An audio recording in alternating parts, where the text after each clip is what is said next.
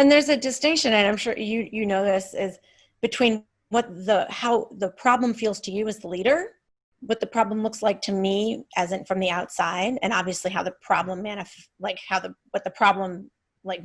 in the financials or in how the employees would restate it. So there's like, you kind of, part of it is understanding all of those.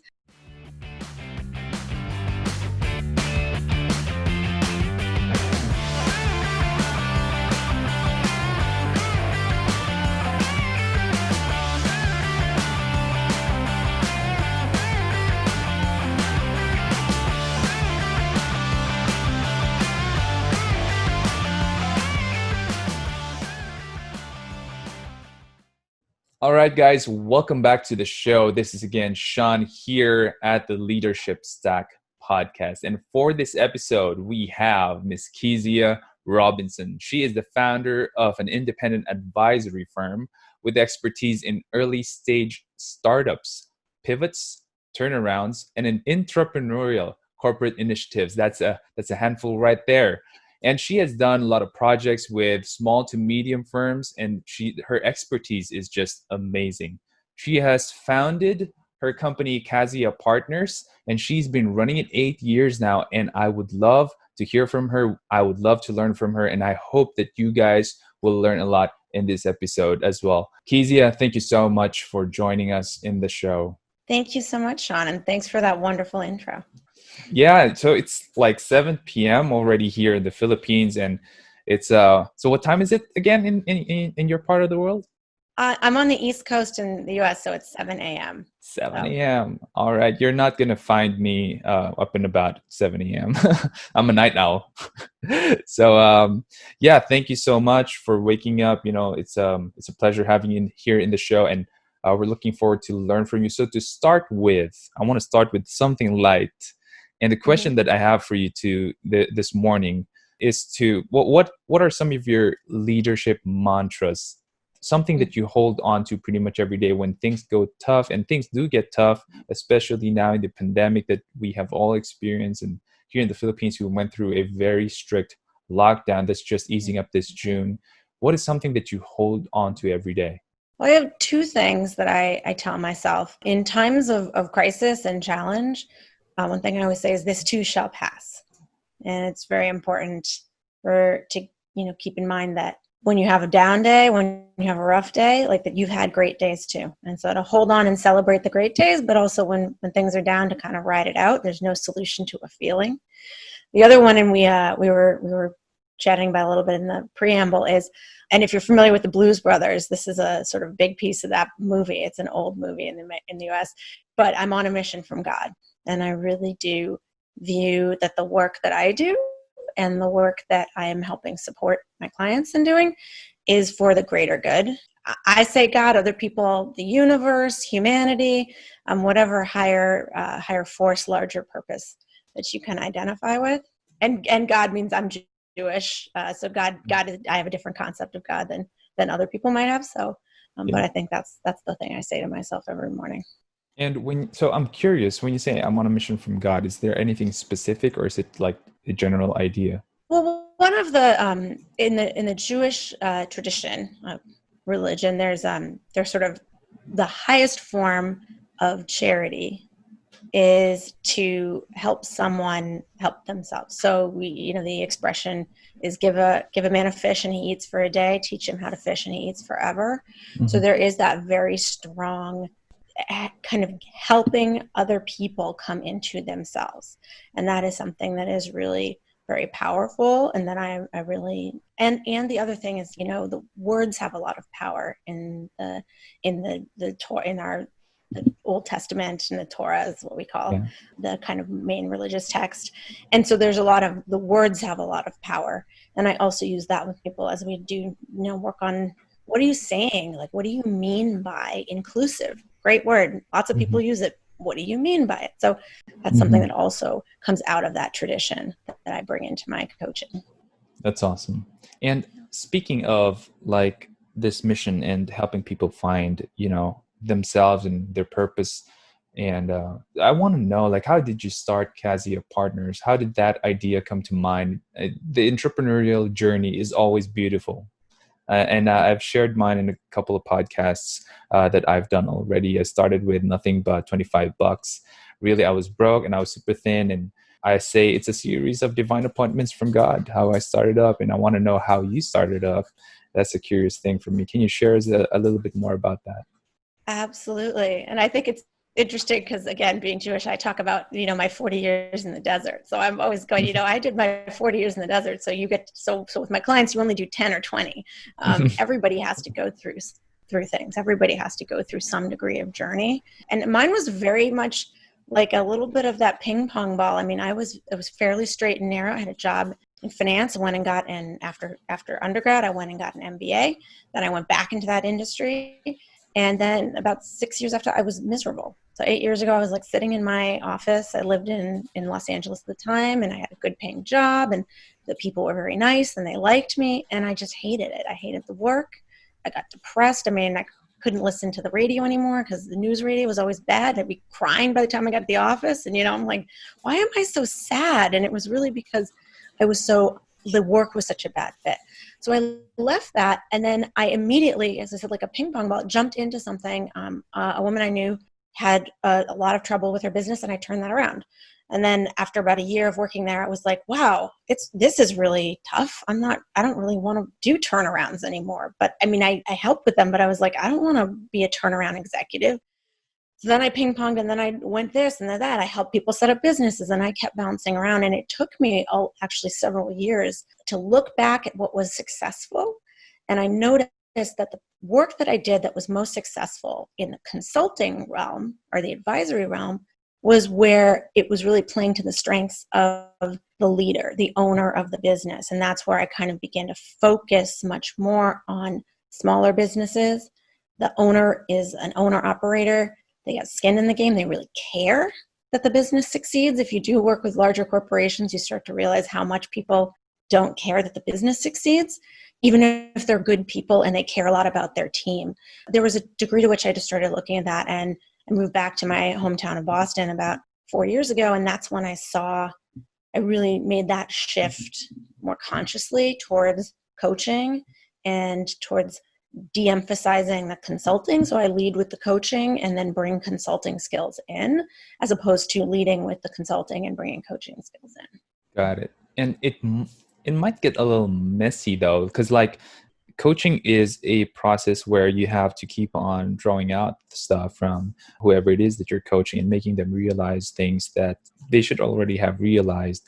And I'm wondering, where do you draw the line from being a coach to being a consultant, where you bring in the expertise and you see the problems and you get solutions? Where is that line and how do you do it? It seems like you're juggling so many things in terms of being the consultant and being the coach of this owner operator, which is difficult in and of itself, by the way. And I'm just wondering how you do it. So it's a process, and it's a process of learning. And I think that sometimes people want to jump in and they're like, how do I do this? How do I become a coach? Or how to do it? And that's where I said, like, even part of that 40 years in the desert, right, is my own professional development. And like, I'm constantly like trying to become a better coach. And I look back at the things I did, 3 years ago, 5 years ago, and I go, oh my God, I can't believe I could have handled that so much better now. I would say the big distinction I make is that coaching is where does the answer lie? So most clients come in, a business owner comes in and they're like, I need your help. And I don't know what to do with X. Like, they're looking for answers. Coaching is understanding what part of that answer belongs to the client and what part of that answer is something that could be sourced externally, whether it's from me or maybe let's say a marketing plan, I'm going to help bring in a marketing consultant.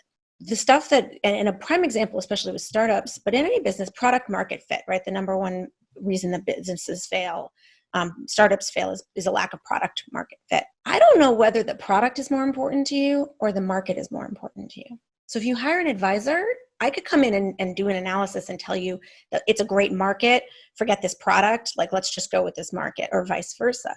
But I don't know which one's more important to you.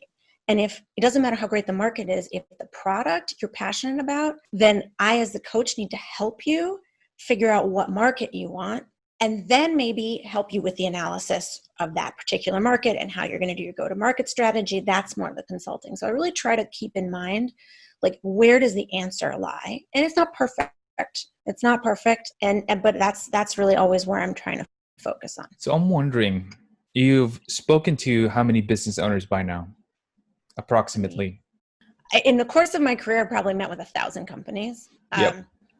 And to small, I mean, because I was in investments. I was a small cap analyst. I worked with these very small market cap companies. Yeah. Just a lot. I've talked to a lot of executives, business owners. And so with the ones that you have been able to engage with, I'm wondering, like, what's the most common leadership problem that they have? So as a business operator, I'm sure you've encountered some people struggling with leadership.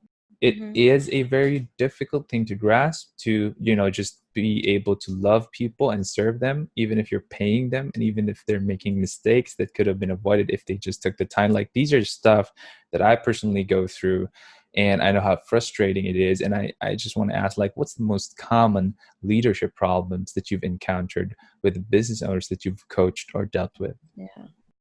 And there's a distinction, and I'm sure you know this, is between how the problem feels to you as the leader, what the problem looks like to me as in from the outside, and obviously how the problem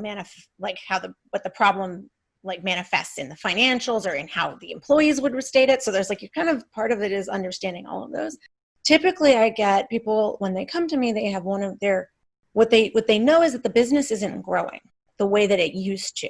Or there's a perception, if they're further along in the life cycle and maybe they're thinking about the next thing, they're trying to figure out who could run the business if they wanted to launch a new venture, or they're looking at maybe retiring, like what would happen to the business. So those are kind of the two things I tend to get. When somebody comes in and the growth is stalled out, there's almost always, it's one of two things they say. So one of them is like, I can't work any harder, and like, I can't find it, like, I can't clone myself. I'm working full out. It's just not working. That part isn't working. And often there's a tone of, I hired these nice people and I like them, but they can't do what I do. Right? So there's that. So when I look at that, that's a lack of delegation.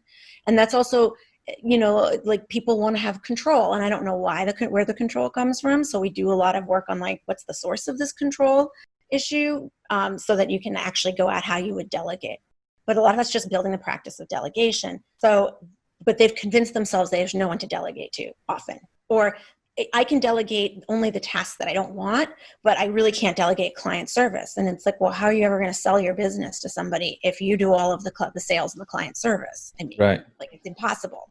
So that's one piece. The other one is what I get are, I'm working so hard, and they're almost the over delegators. They're like really usually very passionate about the process. So designers, a lot of people in design functions come in, they love design, but there's no vision for what the purpose of the business is. So they're like, I don't want to work for anyone else. I just want to do my own kind of design. So I hired a bunch of people, and now we're all doing design, and they are afraid to step into that leadership role because that's not what they're used to doing.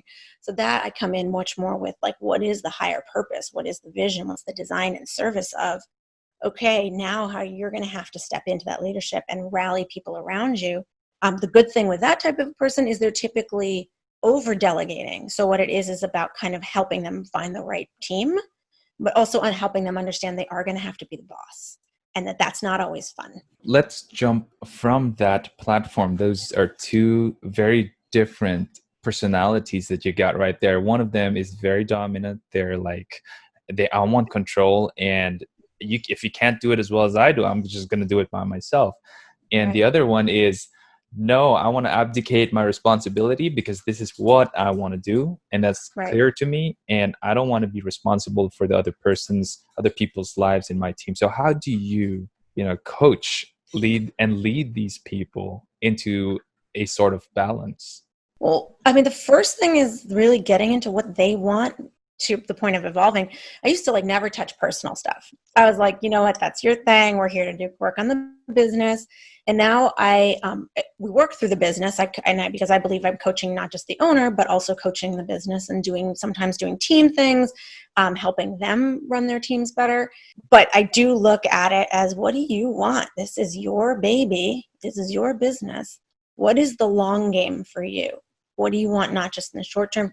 And really kind of celebrating that. Sometimes it's a financial goal, sometimes it's a personal goal, but really celebrating that and really looking to what are the things that they care about. I won't work with somebody who can't come up with things that they care about beyond themselves, right? Like I can't work with that, because then you're like, what have we got? Like you want your employees to work harder so you'll get richer. I mean, and you'll see that a fair amount in business. Doesn't work. So looking at that mission, kind of coming into what's the purpose? What is this in service of? What do you really care about getting done in the world? And then as well as what do you care about for yourself? And then we kind of look at, all right, if these are your goals, you're going to have to do some work. But it's practice. A lot of times in delegation, it's practice. People who are really good at doing work don't delegate because it is always easier, to your point, to just pick it up and do it. And then in economics, they call this there's an absolute advantage versus comparative advantage. And I have an absolute advantage over other people in a whole bunch of things, but that's not what I should be focusing my time on. I need to focus my time on my highest and best use and let them train them and help them so they can focus on their highest and best use. And that is something that, again, it's just breaking into pieces and keeping work with the people who struggle with wanting to be the boss. Sometimes they do need to bring in, let's say some complementary, maybe a business partner who does complementary things so they can balance that. Also, though, going back to what do you really want? What's the vision? Okay, you are here to lead. And usually they care, that type of person, both people care about their employees. But somebody who doesn't want to be the boss usually really does want to be part of the team and be kind of a shepherd for the team. So then it's just more about, well, right now you're leading laterally. Like, what does it look like to step up a little bit? And maybe you need to join a CEO peer group. You need to find some people that you can be in a peer group with so you're not so lonely as the boss. So fantastic insights. And, I'd never thought of it that way, that people who are leaning towards abdicating their responsibility as a leader should join a group. And one of the things that I want to add to that for the listeners is you will really not be looking forward to delegate if your people are not that competent. So it sometimes would boil down to hiring. Are you hiring the right people? Do you take time in the hiring process? I always say that if you have donkeys in your stable, they're noisy and they don't want to run and they're just going to keep on complaining. So you should hire stallions instead. And if you have stallions in your stable and you place them along with the donkeys, they're not going to want to run for you because the donkeys are going to be noisy, complaining, and you just... Donkeys are actually extremely hardworking and very smart. So one of these things is that you want to play people in position. So to your point, right, you're expecting one thing from a stallion. Mm-hmm. Are you screening for that? Don't ask the stallion to be a pack horse, to pull a wagon, right? Mm-hmm. It's going to be like, I'm sorry, you hired me to do sales. I do high-end sales. Yeah. I'm not filling out these forms, right? Yeah. And at the same time, and they may be great at that. At the same time, you may have somebody who's, let's say in your IT team, who's really creative actually, and they're angling to come in and say, hey, can I work on some other marketing projects or this or that? And you're like, no, your title says this. I want to fix you. So you're right that a lot of it is having that expansive thought about your employees. Every employee has infinite potential. Every person in this world has infinite potential. Just takes two to tango. So they have to want to do the work to tap into that. And you have to give them the tools to succeed. Yeah. And that often, if you're control people, they usually don't give them the tools to succeed. And they'll often hire somebody who doesn't have ambition because they hired you to work for me, right? I'm like, I hired you to work for me. And then 5 years later, I'm wondering why nobody wants to buy my business when my entire team is staffed with people who just do what I say. So there's a lot of that self-reflection as an owner that is just hard because you're so busy. You're really good at your job and you're so busy running this business.